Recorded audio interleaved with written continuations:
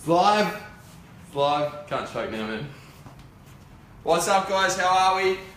I'm here today with the squad dog, Abdel. You'll all know him. And pretty much what we're going to do is we're going to be doing these podcasts pretty regular. How often are we going to be doing? Like once a week, twice a week? Yeah, something like that, once a week. Really regular. We're just going to be going live on Facebook, and then we're going to be pushing it everywhere so that you guys can listen to it in the car, you can watch it at home, watch it at work when you're not supposed to be watching it at work. Do absolutely everything. We're going to cover all the basics, not even just the basics, we're going to be covering absolutely everything which you guys comment for us to cover. So today, the number one thing which we're going to start off with is literally everything nutrition. We're going to be going through pre-workout, post-workout, intra-workout, what else we got, carb timing. Yeah, anything that we're having, a lot of people have trouble with, like carb backloading, IF, what's the basis behind all that, cover all that. Timing, optimization. That's it, everything to get you shredded, bigger, leaner, the whole lot. So first of all, guys, can you actually hear us? I've got the laptop here so I can look at your comments. So can someone please let us know if you can hear us properly? Oh, look at myself, it's pretty good. Do you look at yourself? You're not a bad looking bloke. No, not at all. Oh, it's putting it sideways, what the fuck? Alright. Why would it do that? Alright, I'm just going to twist it around. That's a pain. Alright, we're gonna have to come in nice and close, man. I don't know why it's done that. That's ruined my day. Restart? Nah. We're live, bro. No, we just go. Yeah, it's on now. It's on now. Is that better? Yeah, but it's only got me. Yeah. Alright, we got us. Yeah, sweet. That's gonna fit us in. Alright, that means. Alright. Happy days. Are we in? Yeah, good. Alright. We got it now, guys. Alright, so first up, while I'm doing all the admin-y shit and making sure everyone in all the groups can see this, you kick it off, mate. So run through, first of all, actually tell them what you're doing at the moment with yourself, with your gut health, and with your training, your nutrition. Start it. Do an overview. So basically, I do a bit of a combination of things depending on what my goal is. Currently, I'm doing carb backloading and intermittent fasting. Basically, besides optimizing the nutrition, it helps me keep lean and add on muscle. I'm doing it because it helps me eat the foods that I want, because I'm a bit of a pig with food, so I enjoy eating a shitload of carbs. So rather than trying to have a lot of meals over the day, I like to condense them so I can afford more carbs per meal while still hitting my calories and macros. So on top of that though, my gut health Come this way, bro. We can't see your beautiful face. Keep going. Yeah, on top of that, one issue that I choose to do intermittent fasting for is because my gut health, it's been playing up a fair bit lately, and after talking to James about a couple of things, we've removed some things from my nutrition, but intermittent fasting has been quite promising with the research in terms of optimizing gut health amongst other things. So that's pretty much the reasons why I've chosen to do those things, and yeah. So you're not doing IFYM anymore? To a degree, but for me it's never been if it fits in macros in terms of like eating rubbish. It's always been, alright, I'm going to switch brown rice for sweet potatoes. So it's never been like I'm going to have a Twix instead of this and I'm going to count that as my calories, or hardly ever. It's always been, like eating good whole foods for the majority of the time, but just having alternatives so that I don't do my head in with my nutrition. So I get flexibility while eating clean pretty much. That's what I think if it fits macros should be. What do you reckon about it? Yeah, 100%. Well, so for you guys who haven't heard of if it fits macros, there's a theory going around. Call it a theory? Theory. Yeah, theory or a dieting method going around which suggests that you can eat whatever foods you like as long as you can eat whatever foods you like and get bigger or lose fat as long as you hit certain macronutrients throughout the day. Now, coming from somebody who, I spent 4 years at uni learning about bloody digestive health, I think that it's kind of bullshit that you can do that, because I see it all the time that you can't, and all the research which I've seen says that if you're eating donuts every day for your carbs and your fats, you can't do it. But then there are guys like Abdel who are highly educated as well, who use it quite effectively too. Yeah. And I think one area that, what you can do is, I feel that if you combine the two, where if you hit your macronutrients and you get your caloric intake correct, and then you also know your digestion, your gut health, that's when you go, and that's when you succeed, and that's when you get the biggest fat loss and muscle gain. Would you agree with that? Yeah, definitely to an extent, I'd say that's 100% true. What do you think though, just sorry to cut you off, but regarding if it fits in macros, it sounds like you don't think that's a protein is a protein and a carb is a carb. Fuck no. Right, so... Fuck no. No, not. It's not. It's not the case. There's so many reasons why for that. I mean, you look at... There are tens of thousands of reasons why a protein is not a protein, a carb is not a carb, a fat is not a fat. Fucking 10 grams of trans fat is not the same as 10 grams of non-trans fat. When you eat more trans fat, your body becomes inflamed. It's not good for you whatsoever. Your body does not tolerate it at all. I don't know anybody who thrives off trans fats. Much the same as I don't know anybody who will succeed on a saturated fat only diet and has no polyunsaturated or monounsaturated fats whatsoever. It simply does not happen. So a fat is not a fat, a carb is not a carb, a fucking protein is not a protein. They're all completely different. Let's break it down into a real life example. Let's say, what would you say, how can you, let's say a pizza that hasn't got trans fats in it, so it's a semi-decent pizza, like let's say if you went to a nice Italian restaurant, versus it's got carbs and mainly fats, so a combination of a little bit of protein. What's the difference between having that and let's say for example sweet potato and peanut butter? And that would be pretty much an equivalent if you equated the calories. How can you explain the difference? What would you say? Okay, number one, when I get that question, I get it quite a lot. My first thing is does it inflame your digestive system? Do you get bloated? Do you get gassy? Do you start belching? Do you get constipated? Do you get diarrhea afterward? If you answer yes to any of those things, then you are not going to get optimal results. I don't give a fuck what anybody says. You will not get an optimal result when that just doesn't happen ever. It never ever happens. Okay. So first things first. All things, or all foods, all carbs, all fats, all proteins are not equal because they all affect your digestive system properly. Now, some can be equal in that they are inert to the digestive system. They don't impact it at all. And if you can eat pizza and you can eat gluten, then fine. But I'll tell you what, I've got 6 Olympia qualification points to my name. I've been bodybuilding for however long. You know, I train my ass off and follow the right nutrition plans, and I can't eat pizza and get shredded. You know what? I don't know if anybody's seen me after I've had gluten, but I blow up like anything. I look like I stack on 5 kilos overnight. Okay? I cannot stress enough how a carb is not a carb, fat is not a fat, and protein is not a protein. So go on. Just to cut you off, sorry, for a tangent, there's a question that I think a lot of people have regarding bodybuilders. Why is it that you see time and time again in bodybuilding comps or post-bodybuilding comp, you will see people who are completely fine to have pizzas or bread or whatever, then after their stomach is completely fucked for pretty much the rest of their lives. Why is there a higher incidence of this happening, especially during comp period and after it? During comp period, as in they start eating pizza during comp period? It's after.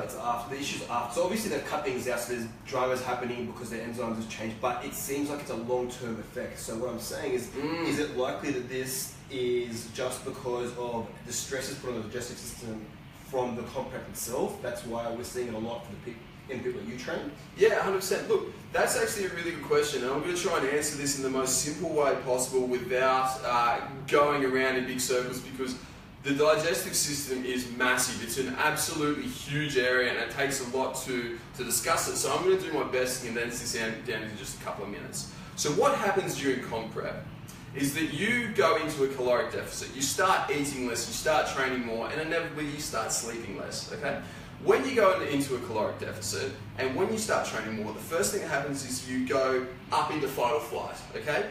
Your catecholamines, so your stress hormones like adrenaline, noradrenaline, they go up. Your cortisol levels go up, okay? You have a whole heap of these stress reactions going throughout your body because you're in a caloric deficit, and your body perceives a caloric deficit as a threat, okay? Now to start off with, this is good because having cortisol and having elevated catecholamines actually mobilizes the fat and allows you to get lean. However, when you do this for an extended period, okay, it starts having a negative impact on you. And then one negative impact when you have high levels of catecholamines is that your body goes into that fight or flight status. And when you're in fight or flight, you have reduced blood flow to your digestive system, and it goes everywhere else, okay? The other thing that happens is that you inevitably start sleeping less, because when you're in a caloric deficit, your GABA levels go down. GABA being the main neurotransmitter which lets you sleep. On top of that, your serotonin levels go down, and serotonin works in with GABA to allow you to sleep. Okay, so let's think about this. First of all, your digestive system isn't moving. Okay, it's not moving, it's not working well. You're not sleeping well, which in turn doesn't allow your digestive system to recover. Because when you don't sleep, number one, you undergo dysbiosis, meaning your gut microbiome levels change, and number two, your gut lining can't heal itself. Alright? Number three, with the chronically elevated levels of cortisol and the catecholamines, your inflammatory process isn't quite as optimal as what it would be. And now you get into a comp, okay? Now what a lot of people do in the lead up to a comp is several crazy things, right? Number one, they bash the shit out of themselves with lots and lots of cardio, okay? So bang, stress hormones through the roof. Number two, they start doing big carb ups and fat loads in the approach to the comp, okay? Bang, there we go, you cop that digestive system, you're already, not working terribly well. Here you go, have some more food, have some more stress, all right? Number three, they like to cut water while still eating carbs. So if you stop drinking water while you're still eating carbs, your digestive system, it doesn't have anything to push it through. Your digestive system needs water to work, okay? So you've cut your water out, you're still pumping it full of carbs, and it's stressed as anything from all the cardio and the exercise you're doing, okay? Then after you've done your show, most people don't properly rehydrate. I make all my competitors smash at least 2 litres of water as soon as they get off the stage, immediately, okay? Add into that as well, you then go out for a massive cheat meal when you're dehydrated, your gut's not moving properly, you've got no blood in your gut, and you nom. You eat absolutely everything in sight because, oh hey, your comp's done, you're all over, and that's it for now. That is the recipe to screw your gut completely, and there are heaps of people who I'm working with that have done exactly that, okay? So that is the main reason why, after a comp, people can't eat foods like that, because their digestive system is smashed from the comp. Not because there's anything wrong with doing a comp, but because they do a comp incorrectly. If you want to maintain your digestive system and make sure that it's working properly, you need to be supplementing smart. You need to be supplementing your GABA and your 5-HT. So you need to be making sure that your serotonin and your GABA levels are fine, okay? You need to be eating the biggest volume of food possible to keep your digestive system moving. You need to be eating enough fiber, you need to be hydrated. You can't be doing stupid amounts of exercise which only causes high levels of stress. You need to be meditating, you need to be doing yoga, you need to be making sure that your body is as chilled out as possible. If you don't do that, then your gut's going to shit itself. You're going to go, oh, I want more pizza, I want more ice cream. You're going to eat that, you're going to get constipated, or you're going to get diarrhea, more often constipated, and then you're not going to go to the toilet for, 3 to 5 days, okay? At which point you then take a laxative, which irritates your gut more, and then you go back to eating more shit food again because your neurotransmitter levels are so out of whack that your serotonin's down in the floor and you've got cravings for sugar, and then it goes on and on and on like that. Because you're just continually damaging your gut, and when you damage your gut, you damage your neurotransmitters. So have I done a good job of trying to summarise that just into a couple of minutes? It's very extensive. So essentially, pretty much you're saying, as someone who wants to if you want to get bigger, if you want to get leaner, you really need to be on top of your nutrition and your gut health for optimal results. Otherwise, shit can hit the fan.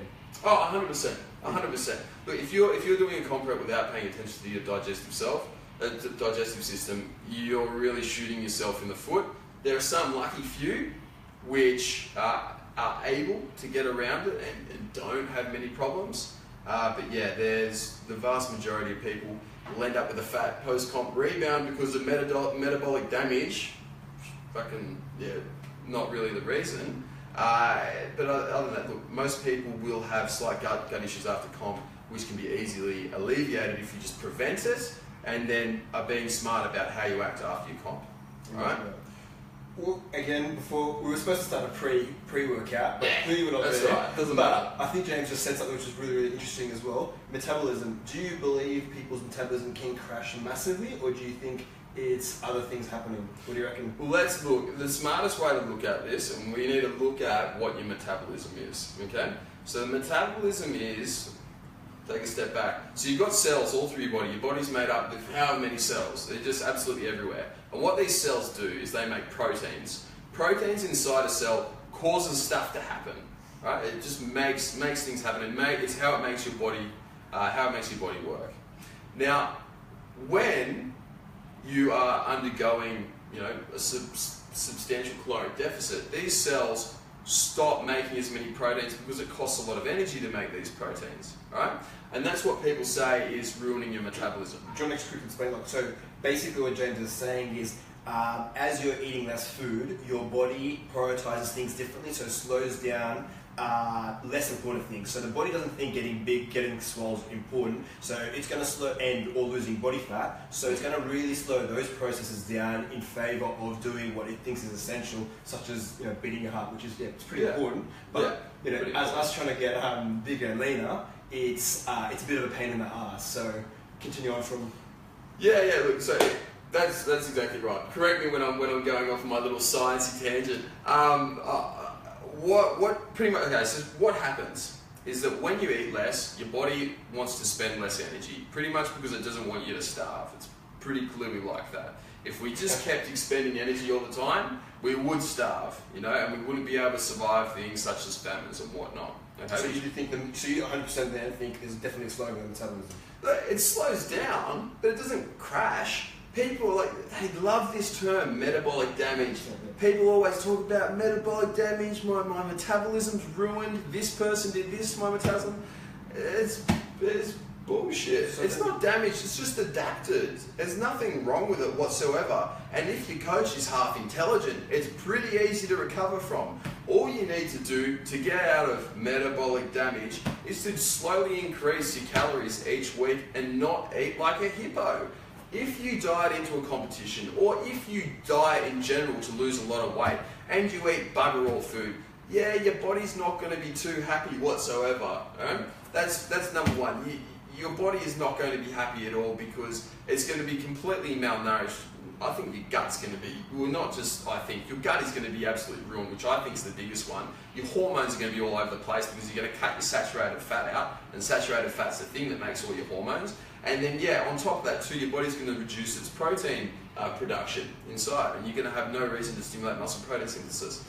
So your energy expenditure is going to go down, but it's not like it's irreversibly damaged. People make out that their metabolisms are irreversibly damaged. It's not the case whatsoever. So I don't believe in that 1 second, and I've worked with plenty of people who've come to me with their rapid fat gain after comps, and we can fix them easily within 6 weeks. Right. So do you though then think, because a lot of people say reverse dieting is the way to go about it. I kind of don't, from my research, I think that's do you think reverse dieting is to go? Nah. Okay, so guys, reverse dieting is a theory that after you do diet down and you are losing fat, right, you've dropped your calories and you've increased your cardio, that you should reverse on the way up. You should slowly increase your calories and increase your cardio. I think that's stupid, straight up stupid. Because the thing is, once you finish your diet, you've got to the body fat percentage which you want to be, you don't want to be in a continually more catabolic state at all.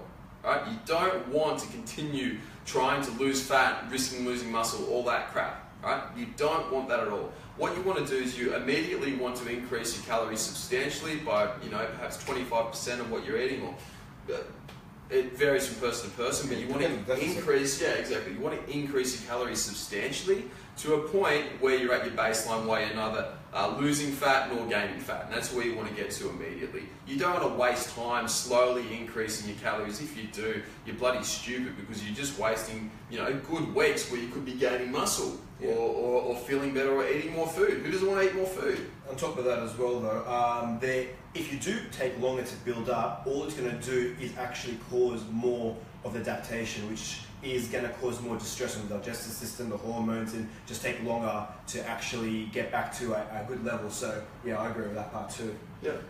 Are we going to get on the plate now? Yeah, we'll do that. We'll do it. Pre-workout. So we're going to start with pre-workout? You start off and then I'll say what I think about. So what do you do, and what do you propose generally as 90% of the time? What do you do? Alright, so we got this really, really good question from a bloke called Chris, who's in the JCF Street community. And what he asked was, what is our favourite pre-workouts? And what is the best pre-workout to have? Now, straight up I'm going to say there is simply no number one pre-workout, just period. So there's nothing, I've never seen any conclusive evidence to say that, you have to do these 3 things to have the best pre-workout ever, okay? I've never seen any evidence to suggest that. However, what I have seen over coaching, 1,300 people now, something like that, a large number of people over the last 5 years, and competing and whatnot, is that you need to match your pre-workout meal with your training. Right? First of all, okay, I'm a massive fan of carb backloading. So I prefer to have all my carbs later on at night. Okay? The reason why I prefer this is because when I have carbs and when you have carbs and when everyone has carbs, we get a release of both GABA and serotonin. Now, if you guys know anything about neurotransmitters, you'll know that GABA and serotonin are the two things that make you sleep. Right? Why the fuck would you have carbs which make you sleep right before you go train? That bit escapes me. So you cannot, in my mind, it is silly to be having those carbs which push you to sleep, make you sluggish, make you more lethargic, having them before you work out in large amounts, which actually pulls you to sleep. I can't see any reason for that. In small amounts, yeah, definitely. A few hours prior, yeah, that's okay. But the best thing in my mind for the general person for optimal fat loss and muscle gain is to backload. Before you work out, what I feel you should focus on is having some protein and fat, both of which are shown to increase acetylcholine and dopamine, all right? And those two are the two excitatory neurotransmitters, the things that make you wake up. On top of that too, they steady your blood sugar levels so you don't get the peaks and troughs in energy, which you will from carbohydrates. And I just feel that you are so much more alert. The vast majority of people are so much more alert by doing it that way than if they were what they were having carbs. I get every single person who starts with me to begin on carb backloading. Now, with that said, I'm going to go completely contradict myself now because everything in bodybuilding is a walking contradiction. At the same time, having a mixture of carbs and fats, or just eating carbs, a smaller amount of carbs pre-workout can drastically increase your pumps. Now, that's why you do it, isn't it? Yeah, pretty much. And not just the pumps. Pumps are awesome for building muscle. They feel great, but both of us actually, we had a big focus on lifting heavy, focusing on compounds, focusing on the 5 to 9 rep range. We try and get like progressive overload. So we do, as you see all the time, squats, stands, bench, rows, all that type of thing. I think carb backloading is fantastic because it improves the insulin sensitivity and your focus, and that's obviously going to optimize your results. But when you're lifting heavy prior to training, and I was groggy as fuck, so it affects me too. But I did squat better too. So look, I think we really need to. I'm going to have to differ on the other side a little bit because you need to weigh up. You know, is it worth the better focus, which is somewhat marginal? But how do you think people have got this emotional attachment to carbs? People fucking love carbs, right? Yeah. They think that you need carbs because our ridiculously stupid governments and nutritional agencies and whoever advises us on what to eat are so bloody backwards. They say that you need carbs for energy. You don't. You can get glucose from protein if you want to. And then on top of that as well, adding to that too, right? Your carbs just don't go anywhere. If you had carbs the night before, it's not like they're going to evaporate within 30 minutes. Your carbs are stored in your body. You've got plenty of time to access those carbs. So I don't see any reason why you do that. I can tell you right now, I have hit every single PB in the run-up to a comp. Every single PB that I've ever lifted, I've hit it in the lead up to a comp. I've had a 300 kilo rack pull, eating to 2,200 calories a day. I've done a 155 kilo bench. I haven't been able to hit that again since in the lead up to comp on the same calories. I've deadlifted 240, squatted 180, all that in the lead up to comp on no pre-workout carbs whatsoever. Okay? Maybe that's just me. Were they 1RMs? Did you eat 1RMs on those? They were. Oh yeah, they were all 1RMs. But that was in a workout. But you're saying you felt stronger. Well, no, because the thing. So why would it be different for a 1RM? First of all, because it actually would be better to have no carbs for 1RM because, like you said, your carbs are completely stored the night before. Well, they should be. If you're not, you're fucked anyway. It's game over. If you're having like a couple of sushi rolls before training, but you didn't carb load the night before, your session's going to be a shit house. You might as well skip. But for strength training, it's actually better for 1RMs to have fats and protein because, like you said, your focus is much better, and it's an ATP contraction, so like it's relying on a completely different system. It's not going to use any or hardly any glycogen at all, so it doesn't matter. But if we're doing like we do, we train sometimes 2.5 hours dead. At some point there, James, there is some reduction of carbohydrates in our muscles. So I think if I top it up before, where there's more likely for us to hit some better numbers than what we end up with. You don't see us when we finish. We're on like 140 kilos because we're that cooked. Yeah. And I think that's because we can't speak before I'm retarded. Yeah. We have to make our appointments before sessions now because we never get to retarded during our sessions at that point.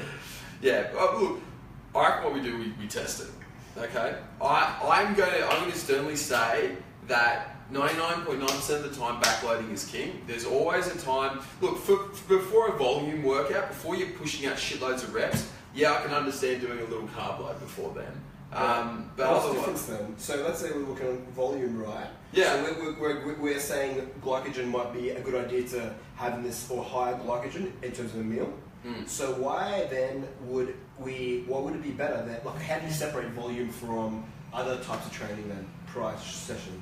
What do you mean? Well, like, if you're saying it's good to have it before a volume session, let's say for example for our session, there's still a lot of volume. Just because we're lifting heavier doesn't mean... Yeah, but the number of reps. If you're doing higher reps, that's when I see that it will be very, very advantageous to have higher carbs before a workout. If you're doing something like, if you're working with tempo or higher reps, that's when I definitely see a large benefit in having carbs before a workout. Because if you don't, and you're pushing out reps on reps, you do gas out massively if you don't have carbs. So that's when with my clients we'll implement like a front loading principle. The thing that I see most often is that rather than having it like 30 or 45 minutes before a workout, I actually see a lot of the time that, having it 2 hours, 3 hours before can also be good.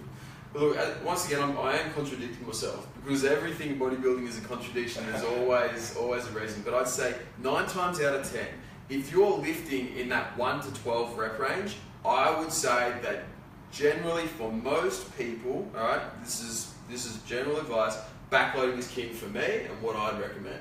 Yeah, fair enough. Well, to understand this a little bit more, let's quickly just talk about insulin, because there's 2 primary reasons to do backloading. One of them is the better focus, like James says, but the other one's actually, it's proposed to be insulin sensitivity. And that's actually the first reason that I headed down that route ages ago when I did carb backloading. Is that at all something that you look into, or not really? Not at all, mate. It's been disproven. So, guys, what the theory is there was a paper that came out, I can't remember how many years ago, it might be 10 years ago now, which suggested that if you timed your carbs to after a workout when you were most glycogen depleted, that you actually lost more fat and gained more muscle because you were more insulin sensitive. Now, there's been a lot of hoo-ha about this, a lot of going backwards and forwards. With people what is insulin first? Let's quickly go through that for people that don't know what is insulin. So insulin it's a fat storage hormone, and it's the hormone which stores glycogen in your muscles. Okay? In terms of the protein synthesis too. Helps turn exactly. Around. So what it does is when you eat carbs, all right, they're digested in your small intestine, or broken down your stomach, go into your small intestine. So they're absorbed. Insulin comes in, grabs it, and then takes it away. So it's like a little transporter. It's like your Uber. Yeah. Pretty much the glucose comes in, jumps in the insulin Uber, and then the insulin takes it to where it should go, either fat or muscle, one of the two. Yeah. And now what the theory is with carb backloading, was that it would, after a workout, insulin would grab onto glucose and it would preferentially take the glucose towards the muscle cell as opposed to the fat cell, and be more anabolic towards the muscle than the fat, right? That makes sense? Yeah. Okay. And so with this theory, look, I got a bit of an issue with it.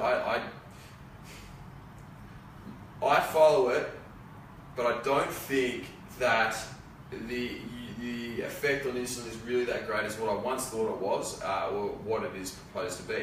I 100% notice far better fat loss and muscle gain when I backload. However, I think that is because when you backload and you go to sleep, you have a shitload better sleep. Anyone who trains with me will say within 2 nights that is the best they've ever slept.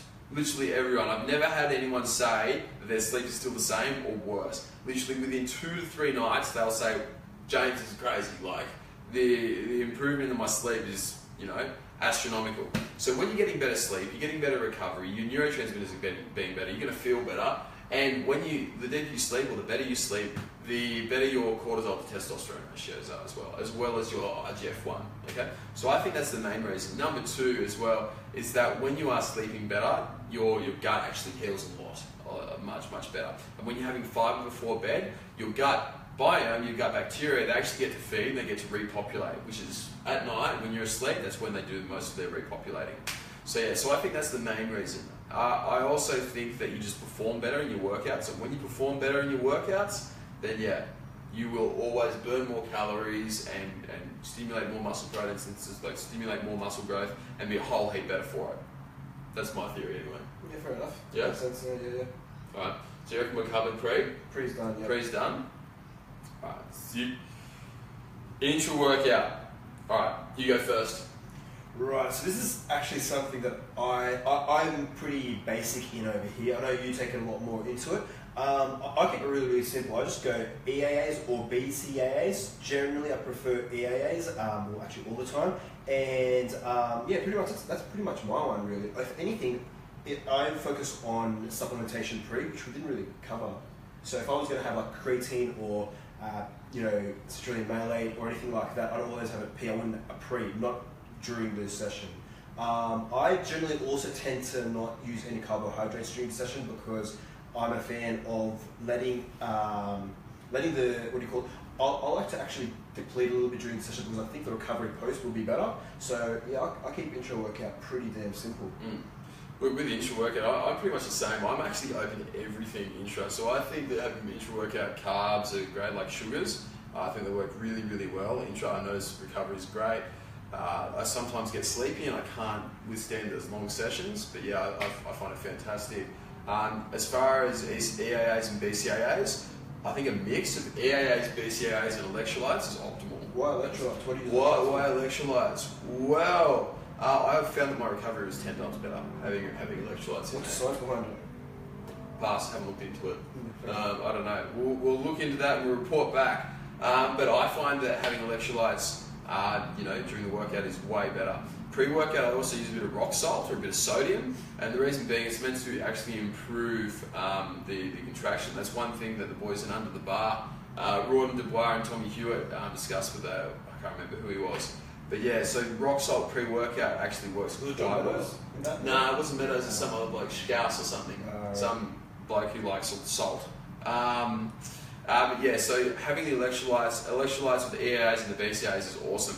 Now, lots of them will quote some recent studies which have suggested that BCAAs really aren't that good. But I'll tell you right now, the difference between when we supplement EAAs and BCAAs and when we don't, it's chalk and cheese, isn't it? 100%, but I do have a question about it. Because I always use aminos or EAAs, they are that. What I'm saying though is, what do you think about protein spiking in terms of maximising protein synthesis? Because I think I like to leave a bolus of time between having a protein spike to maximise it, but then that kind of contradicts, having aminos pre, intra, and post. So, what do you reckon? I honestly don't think it doesn't matter. I honestly don't think it matters. I think the number one thing is improving your recovery, and if you're taking aminos intra workout improves your recovery, then do it. If you don't find any difference, then take notice of the protein spike. But I don't really have terribly much of an opinion on that. Right. Probably that's something I should look into more, but at the moment I don't see any reason to look into it. Getting good results anyway? Yeah, getting good results anyway. So, about spikes as well though, people say, and it's actually true, there are spikes from BCAAs and EAAs. What do you think about someone who's trying to cut body fat if they're sipping on aminos during the session? What do you reckon? Do you always during the session? Yeah, during the session. During the session's fine. During the session's fine. But having it through the day, the people who walk around with those big fucking bodybuilder things, and you do look like a bit of a tool. I know some people watching this will do that, but you do look like a bit of a tool. But so they've got these big gallon jugs that they drink, and they've filled it with bloody Extend and other shitty aminos like that, and they're just sipping on it all day. Now that is a terrible, terrible idea, because what we found this a few years ago when I was training with a couple of mates, is that your insulin sensitivity actually goes down by doing that, and your anabolism actually goes down. You develop like what's called anabolic resistance, where you're more likely to gain fat and lose a little bit of muscle rather than doing it. So drinking EAAs and BCAAs throughout the day is counterproductive. Don't do it. Waste of time. Yeah, but that's what I was talking about before. I was sort of touching on that with the protein spiking, because that can happen. So some people, you know, in bodybuilding, people go to extremes. People are like, obviously, if you do that, that's just retarded and will cause that issue. But then some other people are of the opinion that even if you spike it too much during your training, that will cause an issue. So what's your, like, that's what I was asking, what's your stance? Look, I'll tell you right now, I haven't looked into that area of it all, because I don't think there's a need to whatsoever. I'd much rather spend my time doing other more important things, like, you know, watching grass grow. But yeah, EAAs, BCAAs during a workout, 100%, no doubt. Couldn't change my mind on it, because I've trained with them, I've trained without them. I'll tell you what, I'll choose training with them every single time. It works. Sounds pretty confident about that. Yeah, very confident on that. You won't get me to budge. But yeah, post-workout then, what food, let's leave supplements for now. What food would you want to eat most post-workout? Would you recommend protein and fats post-workout? I've heard that's been said a fair bit, but I actually can't understand why.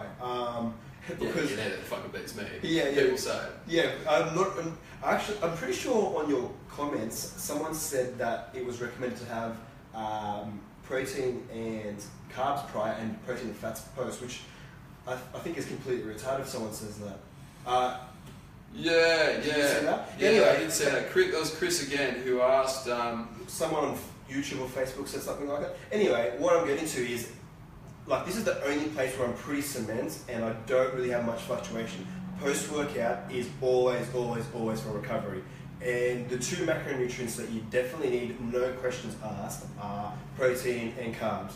Now, how much of each depends on the person, depends on the goal, depends how hard you train, all that type of thing. But I'm like you about BCAAs in this one. I'm 100% sure there's zero room to move that you need protein and carbs. Oh, 100%. It's without a doubt that protein and carb, well, assuming you're not doing like a keto diet, if you're doing a diet where you do have carbs in your protocol, then 100% that should be post-workout, 100% without a doubt. The best thing about carbs, one thing that a lot of people overlook, is that it chills you out. Eating carbs actually relaxes you and brings you down. So this is going back to all that nervous system stuff that I always talk about. When you are training, you put yourself into fight or flight. Now, one thing a lot of people can't do is bring themselves out of fight or flight. So you see all those guys who walk out of the gym, they're jittering. Some of the time it's because they've taken way too much bloody caffeine, using those stupid pre-workouts that a lot of people use, like bloody OxyShred. Don't use OxyShred, it's shit. But yeah, a lot of the time it's just because they've also, they're just trained and they can't bring themselves down, they can't calm down, they can't settle. And a lot of people can't actually sleep after they've trained, so they've got to train in the morning, so they train at night. Then yeah, they can't sleep at all, and they've just got so many catecholamines and, you know, stimulatory neurotransmitters, and their nerves are going, everything's pumping and keeping them awake. If you have carbs, it gets rid of all that. So if you can't sleep after your workout, have a few carbs, pop some 5-HTP, pop some GABA, and you'll notice that you'll be able to be out like a light. So I think it's probably even bigger than from a performance aspect, or even bigger than from a fat loss and muscle gain aspect. It improves your sleep. Because let's get back to the root of everything. If your sleep is crap, your results are going to be crap. You can't beat sleep, can you? No, how are you at the moment? You're running off like 4 hours sleep a night. How are your results in the gym? I'm barely like to even go backwards. I'm happy at the weeks that I maintain these days. Yeah, it's pretty bad. Actually, now that I think about it, our first comp together, I wasn't big, but I wasn't small. So I beat him. He did. So, I hated it. But you're a pro now, so I just say he's a pro. So yeah, you're bigger now. It works out. But actually, I weighed in at 79 kilos for that comp. After that comp, for the next 12 weeks, I went up to 93 kilos, and I swear one of the biggest reasons was because I used to have split shifts. So after my first shift, I'd go to the gym, train, smash it out, but then I'd have a big carbs and protein post-workout, go home, and I couldn't even like resist it. I'd fall straight asleep, 45 minutes out cold, deep as fuck, and I am not joking, I think that is a huge contributor to why I packed on. The very next comp, I was supposed to go in physique again. Sent James a photo. He's like, mate, you have to go to bodybuilding. I'm not even joking. That was one of the reasons I put on so much mass, I think. It was awesome recovery. I can't speak about it more importantly than to have carbs post-workout. 100%. And I'm going to go the opposite way now as well and say how sleep screwed me over. When I was doing my last prep, the worst prep of my life, right? I was obsessed with the idea of training as much as I could so I could grow and compete with all these blokes in the IFBB. I was obsessed with, pumping my business, working as hard as I could. I was obsessed with continually learning, and I was obsessed with sleeping 4 hours a night. Idiots. Idiots. It is no wonder I didn't do well. No wonder I was bloody fat when I got up there. No wonder I was watery. No wonder I didn't look as good as what I did.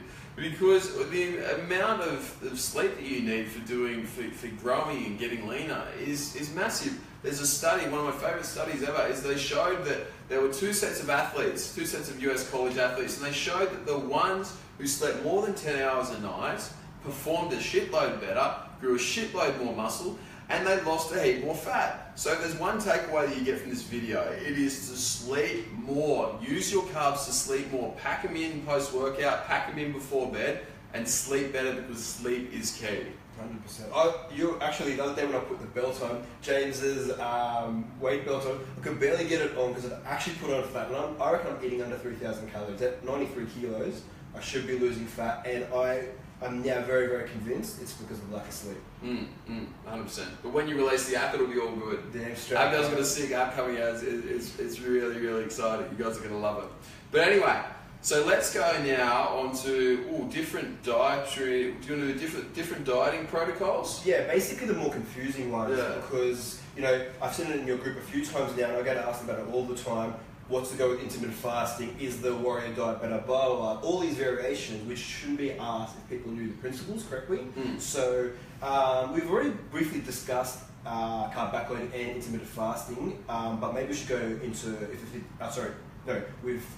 it fits in macros. We've talked about carb backloading, but maybe we should talk about intermittent fasting and talk about the principles of carb backloading and flexible dieting a little bit more, so people understand what they need to know and not be hung up on the details, because people miss the forest for the trees for these things, and it's a shame, because if you knew it, if you knew the principles, it would make it a lot easier and you'd get a lot better results. 100%. So what are we going to start off with? Intermittent fasting? Let's get into intermittent fasting. Alright guys, so intermittent fasting is pretty much this new craze which has come out, which is about... How do you speak about intermittent fasting, by the way? I still do intermittent fasting. I'm a big fan of it at times. For certain reasons, I'm a massive fan of intermittent fasting. But yeah, so what it is it's where you eat only in a certain window. Alright, so you've got, say, 24 hours in a day. You don't eat, you fast for say 18, and you eat within a window of 6. So, say... And there's variations. You eat between 12 PM and 6 PM, and that's it. Well, that's one example, but it's pretty much restricting your feeding into a certain time. Yeah. Or certain days. Sorry? Or certain days. That's true, you've got a 5-2 diets and all that type of stuff. So a spin-off of intermittent fasting is the 5-2 diet, where for 5 days you eat your regular amount of food, and then for 2 days you eat a quarter of that amount of food, okay? Now, why these work? Well, actually, no, first of all, let's go over our thoughts on these, okay? Yeah. So, in general, alright, don't take this as absolute gospel, but in general, I do not recommend intermittent fasting for muscle gain, actually ever. I don't ever recommend intermittent fasting for muscle gain because it's not good at it whatsoever. I also don't recommend it if you're a healthy person to use it for fat loss, okay? The reason being, it's just not optimal. We all know it. When you're doing intermittent fasting, it's fantastic for your brain function. Your brain function skyrockets. It's fantastic for the relief of inflammation. I've had a bloke with psoriatic arthritis who was pretty much relieved the vast majority of his symptoms. He's got full movement in his hands right now. I've got a guy who's had lupus and we've managed to reduce his steroids by pretty much half. And he's going to be coming off them in a few weeks if all goes correct. It's great for treating inflammatory issues, but it is not great for the general person, okay? The general person who's healthy, completely healthy, and wants to lose muscle and gain fat. For that, carb backloading is king. Now, there are always exceptions. If you're a hard worker and it doesn't fit into your day, then intermittent fasting is great. But in general, it just doesn't work as well. Trust me, I've done it, and I can tell you right now, I can look at you straight in the eye, and I will say that if I'm going to try and get as big and as shredded as possible, I will not be doing intermittent fasting. If I'm looking to relieve inflammatory issues, I'm on intermittent fasting straight away. If I want my brain to work better, I'm on intermittent fasting straight away. If I've got gut health issues, 50-50. So yeah, what are your thoughts? I'm going to disagree with that one. I'm going to go agree with you regarding the muscle gain, because you can't really argue if you want to put on muscle, you're missing a shitload of time that you could be stimulating protein synthesis. Yes, you can put on muscle. I've put on one time, I think I went from like 82 to 89 in a period of 16 weeks on intermittent fasting. One of it was forced because it was Ramadan, so I have done it, but I definitely don't think it was optimal. There's no chance it was. For fat loss, I think it would be. I don't see the issue, because especially if you do supplement with aminos or something too. Because the thing about protein, this is something that a lot of people get confused about. People think as soon as you eat a meal, that's what's affecting you at that time. It's not how it works. So when we eat protein, it's in our bloodstream for quite a while after. It's called amino pooling. So up to 24 hours in some cases up to even longer, right? So basically what I'm trying to say is if we're trying to lose fat by controlling your eating window, it sometimes makes it a lot easier, and you won't lose muscle, especially if you're training correctly, eating correctly, and if you supplement correctly. I think you should be more than fine for that. And another big thing is, because James works with athletes, so it's very, these people are really, really driven. Intermittent fasting, though, works really well with people who are concerned with their lifestyle, who have other things to do and things like that. So, and it really needs to be considered what is optimal and how far optimal is it. Are we talking about, let's say, optimal, you're always 100% and this is going to get 98% of the results? Yeah, and that's the next thing I was going to get onto, is because when I do speak of things, I do speak always about optimal, about the very best. Yeah. I work with a lot of athletes, so I don't purely work with athletes, I just work with high functioning people. Literally everyone who comes and works with me is high functioning, and if I were to tell them that there's a way which I can get you 1% better results, every single person would take that. Every single person who works with me is like that. But at the same time, what is optimal versus what works, mate, let's break it right back down, and I'm probably going to regret saying this, but in the end of the day, if you want to lose fat, you just eat less. Go in a calorie deficit and look at your macronutrients. At the end of the day, that's what it all comes back down to. That's for general. In general, you can do that, and you will lose fat. Okay, unless you got a gut issue, unless you got hormone issues and stuff like that. In general, all right, if you just want so-so results, doesn't matter how many meals a day, doesn't matter when you eat, doesn't matter what food sources, all that. Okay? Yeah. If you want to gain muscle, you just got to eat more. All right, that's what it all comes back to. But I don't know about you guys, but there is no fucking way I would ever waste all this time and effort and money in the gym if I'm not doing everything at 110%. That's just my mentality. I want the best results as fast as possible. I want to be as healthy as possible. I want to live as long as possible. I want my brain to work as good as possible. I am going to put absolutely everything into making sure that I get those 1% extra results. Fair enough, but I still don't see, especially from a fat loss point of view, why intermittent fasting could not be, because firstly, I'm going to address what you said, then I'll talk about why I think intermittent fasting is superior. I think it's great to look at everything optimal in terms of performance, that's awesome, but you also, everyone's got lives and things like that, so optimal also comes into preference. What can you stick to day in, day out to get the most gains possible? So, you can bullshit to everyone all you want, but you're not going to be on your diet 24/7, 365 days a year. It's not going to happen. The closest I got, I did a comp prep with for the Arnold, and I had about 10 or under 20 or under meals that weren't. This is even variations. Instead of having steak, I might have had chicken. I changed less than 20 times in 10 months. But I was a nutter. I leg pressed during that comp prep 440 for 43 reps. I was retarded. Not everyone's going to be in that zone day in, day out, and there's nothing wrong with that. You can still get awesome results by using variations that work almost as good, which keep you on track. I would rather, be perfect, 4 to 6 months of the year and then be pretty damn good for the remainder, rather than those people who have that, no cheat meals for 12 weeks and then bust out after, then do it again. I just don't think that's very beneficial. They get fucked up from the gut health issues, all that type of thing. And James is a very, very high level athlete. Obviously he's a pro, but it's the nicest thing he's ever said to me. It's just the cameras on. That's right.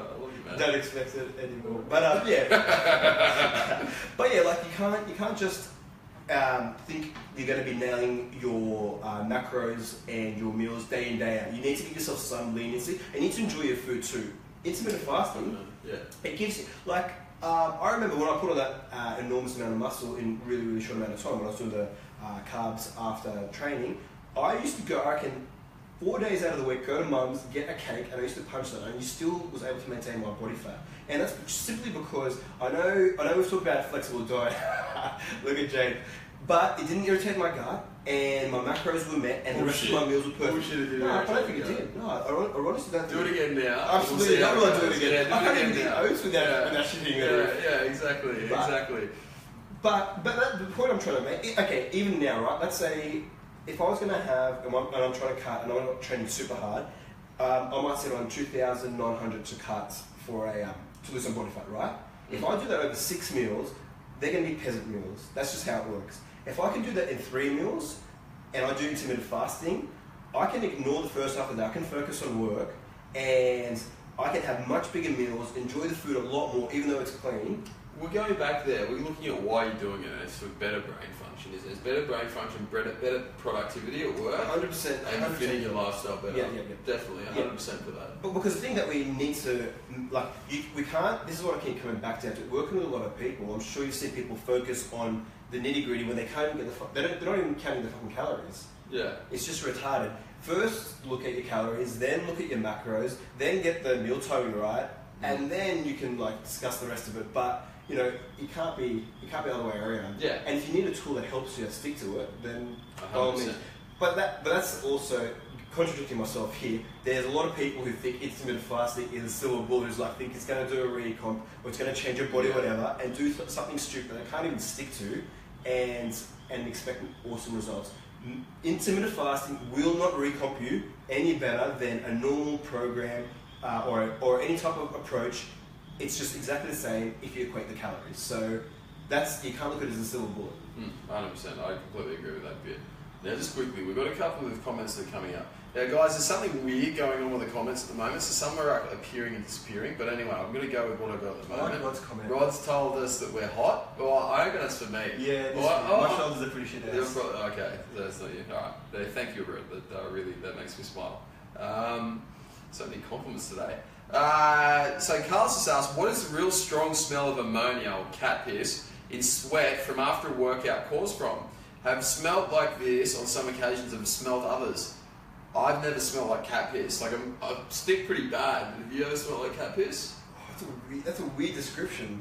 The only thing I can think of is if you've got a very, very high fat diet and it's made some type of, it's pretty much making ketones. That'd be on your breath.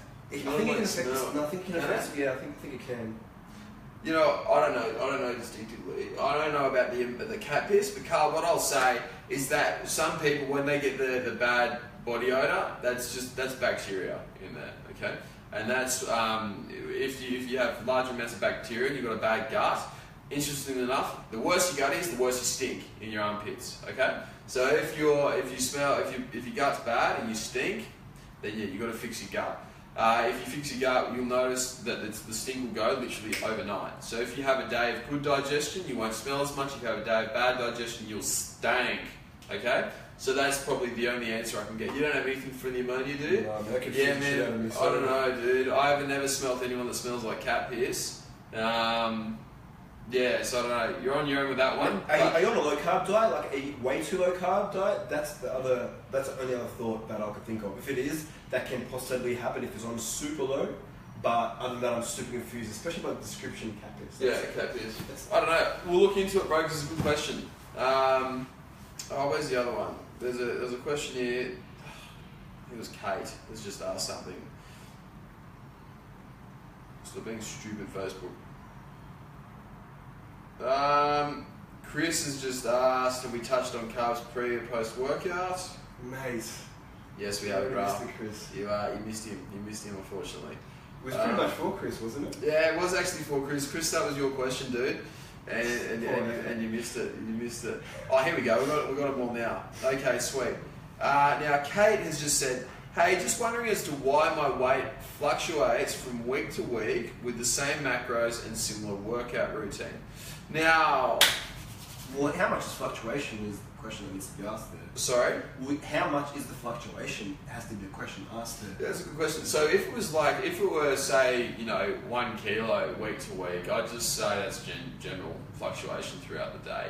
If it's substantial and if you're in a caloric deficit and your weight's going up and down, my number one thing, my go-to, always gut health, okay? Look at your gut health, look at your stress, and if your stress and your gut health are, overbearing and they're not optimal, then look to that as the biggest reason. In fact, you know what? The biggest reason I see for instant fat gain or instant gain of a watery appearance is your digestive health. If you can fix that, bang, you end up losing water, end up losing weight, end up looking like you're losing fat, literally instantly. What do you have to... Basically, I don't think if you're having issues with your weight in terms of quantifying it, you should probably do waist measurements or even better whole body measurements or get a DEXA scan, because as you can see, weight's not very reliable. If it keeps staying the same, like if you do get a measurement, then obviously there's something either up with your gut, like James said, or your calories and your macros aren't right, and hit up James again for that. So that's my response. Yeah, easy. Alright, sweet. Man, I reckon we leave it at that, hey, because we've been gas bagging for the best part of an hour now. Like an hour. If anyone has lasted the whole time, you're a legend, and I might look to give you something. But yeah, honestly, that was awesome. So this is podcast 1. Yeah, done. Done. Alright guys, so what I want you to do is after this, write up any questions that you have, comment them below, and feed it through for the next podcast. I'm going to be going live a lot. We're going to be here with the squat doc, a whole heap. We're going to be going live in the gym. We're going to be doing a whole heap of stuff like this. Just pretty much to make you all bigger and shredder. And so yeah, do you have any finishing notes you want to... For the love of God, please give us some questions so we don't ramble like we did for 20 minutes. Yeah. So we have some type of structure, but other than that, yeah, it was cool. Yeah, it'd be good to have some structure. Alright, easy. Too easy guys, thank you very much. I'm going to turn you all off now. This is the last moment you're going to get to see Abdel's beautiful face and hear his voice. Alright, catch you later.